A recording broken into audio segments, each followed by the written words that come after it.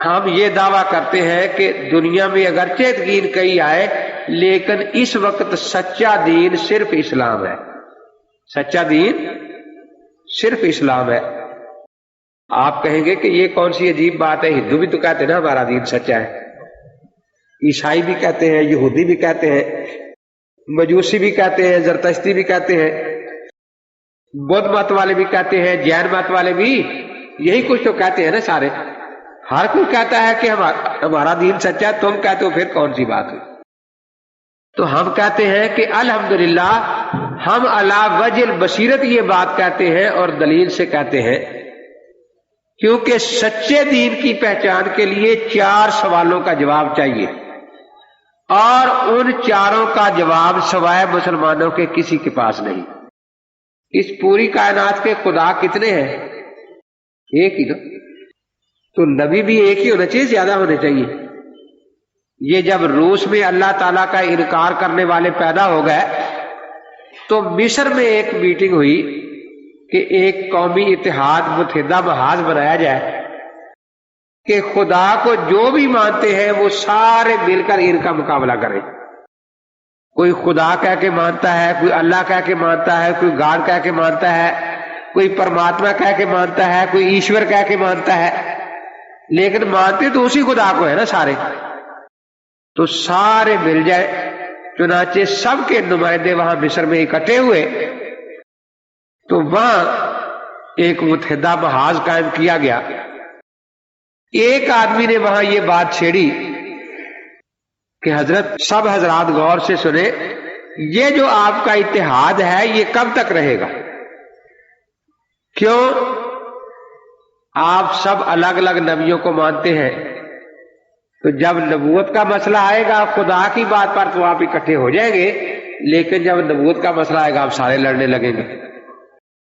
تو کیوں نہ آج یہ فیصلہ کر لیا جائے کہ سارے جس طرح ایک خدا کو مانتے ہیں ایک ہی نبی انتخاب کر لیں جس کو مان لیا جائے۔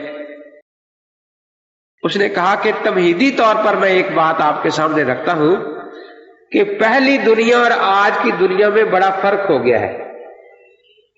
پہلے نہ ریڈیو تھا، نہ ٹیلی فون تھا، نہ پریس اخبار وغیرہ تھے، اس لیے ایک ملک کی خبر ساری دنیا کو سنائی نہیں جا سکتی۔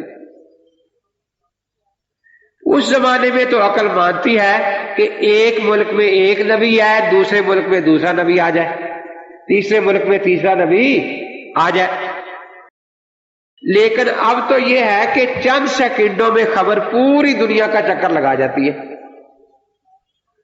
تو اس لیے اب یہ کٹاؤ پھٹاؤ نہیں رہنا چاہیے کہ افریقہ کا نبی اور ہو، یورپ کا نبی اور ہو، امریکہ کا نبی اور ہو، آسٹریلیا کا نبی اور ہو، ایشیا کا نبی اور ہو۔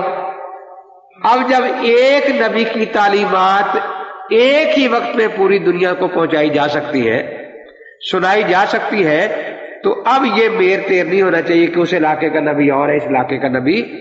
اب تو ایک ہی نبی مان لینا چاہیے سب کو۔ چنانچہ اس پر سب نے اتفاق کیا کہ واقعتاً ایک ہی نبی ماننا چاہیے، اسی میں اتحاد اور اتفاق ہوگا۔ اب سوال یہ ہوا کہ وہ نبی کون سا ہو؟ صدر مجلس نے کہا کہ ہر آدمی کی کوشش ہوگی کہ میرے نبی کو آگے لایا جائے، لیکن بہتر یہ ہے کہ بجائے اس کے کہ امتی فیصلہ کرے، نبی ایسا تلاش کرو جس نے خود کہہ دیا ہو کہ میں ساری دنیا کا نبی ہوں۔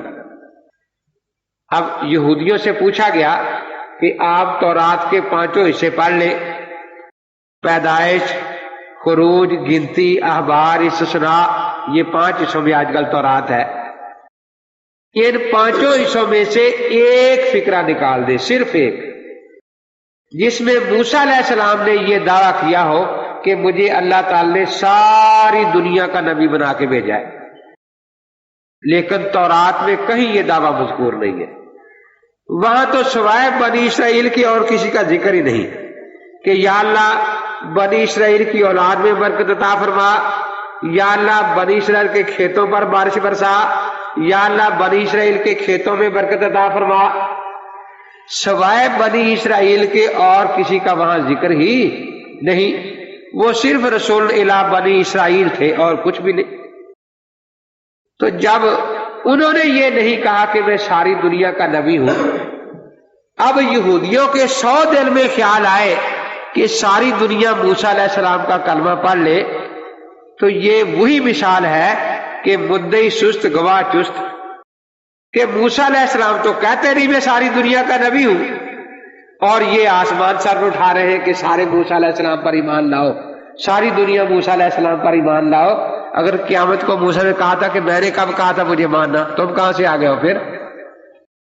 तो यहूदी आजिज रहे कि वो एक फिक्रा भी ऐसा पेश कर दे कि हजरत मूसा अलैहिस्सलाम को अल्लाह ताला ने सारी दुनिया का नबी बनाया था। ईसाइयों से पूछा कि हाँ भाई, चारों इंजीलें पढ़ लो, रसूलों के अमाल पढ़ लो, पौलूस के खतूत भी पढ़ लो, एक फिक्रा निकाल दो कि कभी मूसा अलैहिस्सलाम ने यह फरमाया था कि मुझे अल्लाह तबारक व तआला ने सारी दुनिया का नबी बनाकर भेजा है। तो एक फिक्रा भी वहां नहीं है। वहां तो यही है, मूसा अलैहिस्सलाम के सामने एक किनानी औरत आई, बीमार थी, तो हजरत से दरखास्त की कि मैं बीमार हूं, आप दुआ फरमाए, अल्लाह ताला मुझे सेहत अता फरमाए। तो वो चूंकि इस्राएली नहीं थी, किनानी थी, तो ईसा अलैहिस्सलाम फरमाते हैं, ऐ औरत मेरे सामने से दूर हट जा, मैं बनी इस्राएल की खोई ही भेड़ों के सिवा किसी के पास नहीं भेजा गया, और मुझे ये हुक्म नहीं दिया गया कि मैं बेटों की रोटी कुत्तों के आगे डाल दूं और अपनी पाक तालीम के मोती सूअरों के गले में डाल दूं। तो मैंने एक मुनाजरे में पादरी को कहा था कि तू तो यकीन याकूब अलैहिस्सलाम की औलाद से नहीं, इसराइली नहीं है ना, तो इंजील तो तुझे कुत्ता और सूअर समझती है, तुझे क्या फायदा हुआ ईसाई बनने का?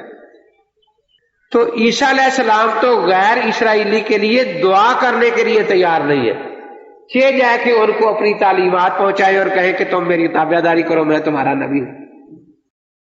वो हमारे मुल्क में ईसाइयों के 4 फिरके हैं, कैथोलिक, प्रोटेस्टेंट, यहोवा विटनेस, पेंटिकॉस्टल। तो कॉलेज में एक मौलवी साहब का लड़का और पादरी का लड़का कहीं कॉलेज में पढ़ते थे इकट्ठे, तो कभी जलसा होता तो मौलवी साहब का लड़का उसे ले आता, भी आओ कोई खाना वगैरह भी खिलाएंगे और कुछ बात सुनना। वो आ जाता, 2-4 जलसे सुने, उनकी भी कन्वेंशन आ गई। उसने कहा भी मैंने 2-4 जलसे सुने, हमारी भी कन्वेंशन है। और वो कैथोलिक के पादरी का लड़का था। प्रोटेस्टेंट जो फिरके का पादरी होता है वो बिल्कुल क्लीन शेव, दाढ़ी साफ होती है उसकी, और जो कैथोलिक का होता है उसने पूरे इलाके के हिस्से की रखी होती, घुटनों तक, टखनों तक दाढ़ी होती है उसकी। तो कैथोलिक फिरके में जैसे हमारे यहां है ना कि ईमान ताजा करने के लिए कुरान पाक की तिलावत करो, कलमे का जिक्र करो, मौत को याद करो, ईमान में ताजगी आती है, उनके यहां एतराफ का मसला है जिससे ईमान ताजा हो जाता है।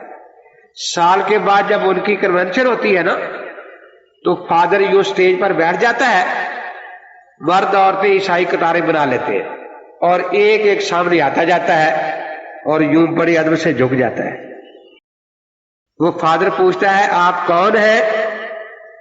वो मर्द हो या औरत एक ही जवाब देते हैं, मैं खुदा बंदे यीशु मसीह की भेड़ हूं। मैंने कहा मैं सिर्फ बनी इसराइल की भेड़ों के लिए भेजा गया, मैं खुदा बंदे यीशु मसीह की भेड़ हूं। तो उनका अकीदा है कि 1 साल के लिए ईमान ताजा हो जाता है, अगले साल फिर से। और ये मौलवी साहब का लड़का भी आकर कॉलेज में पढ़ता था, इसने सोचा कि सारे ईमान ताजा कर रहे हैं तो मैं भी ताजा कर लूं, ये भी कतार में खड़ा हो गया। चलते चलते जिसकी बारी आई फादर के सामने पहुंचा तो झुका नहीं, यूं होकर के खड़ा है। फादर ने समझा कि कोई नया आदमी है, आदाब से वाकिफ नहीं, पूछा आप कौन है? कि जी मैं मोहम्मदी मेंढा हूं। आखिर अल्लाह ने सिर्फ भेड़ी तो दुनिया में पैदा नहीं फरमाई, मेंढी भी तो पैदा फरमाया है ना, कि जी मैं मोहम्मदी मेंढा हूं। तो देखो उसने भी अपना ईमान ताजा कर ही लिया ना।